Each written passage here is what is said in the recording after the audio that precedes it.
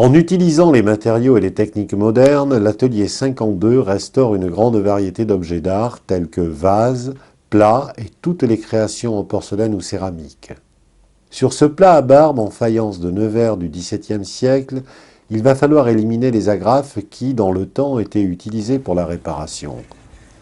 Après un rapide nettoyage, Madame Tam se sert d'une grande variété d'outils pour retirer les agrafes. Le métal rouillé par le temps ne facilite pas l'opération, mais notre artiste a plusieurs cordes à son arc. Un véritable arsenal en matière d'ustensiles, comme des scalpels de toute taille, des pinces multiprises, une meule et la perceuse.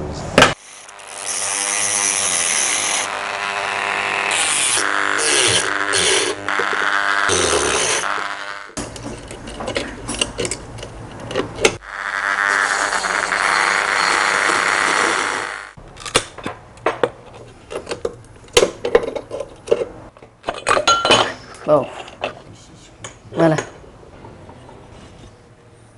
Lorsque la réparation est terminée, plus aucune rayure n'est visible.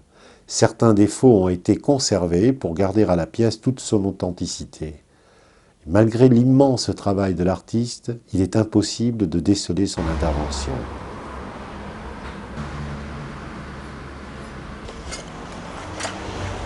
Ça, c'est une fontaine en faïence du 18e qu'un client a apporté. C'est cassé en 18 morceaux et plusieurs débris. L'assemblage des morceaux cassés est un véritable puzzle. Les éléments sont réunis, puis, à l'aide de scotch, ils sont fixés momentanément. Certains morceaux ont disparu, ils seront recréés par la technique du moulage.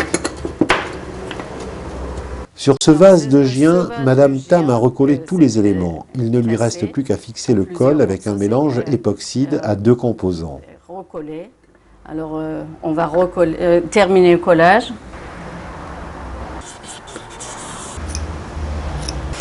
Ça y est.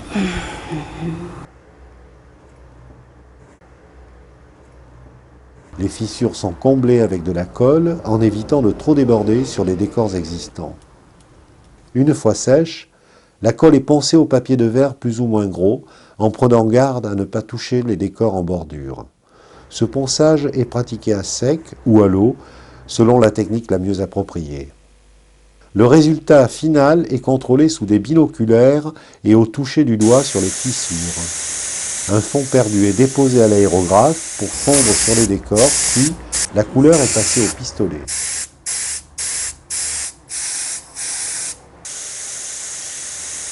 Madame Tam n'utilise que des pinceaux en poil de marbre et que d'une douzaine de couleurs de base pour obtenir, en les mélangeant, les tons désirés.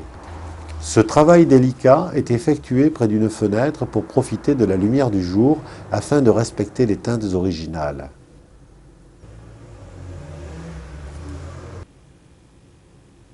Un vernis synthétique déposé à l'aéro sur les seuls décors retouchés sera la dernière étape de son intervention.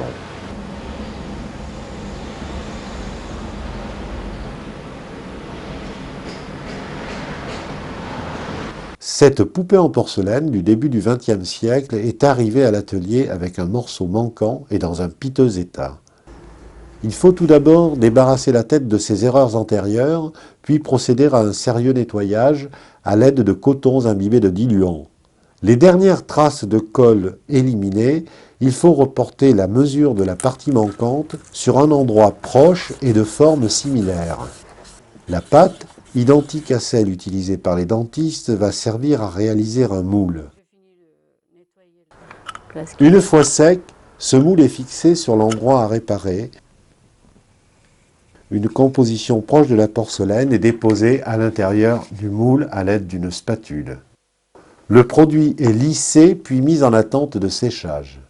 Au décollage du moule, la tête a retrouvé son morceau manquant et après finition au papier de verre, mise en couleur de la réparation pour la fondre sur le reste du décor, on ne voit plus aucun défaut.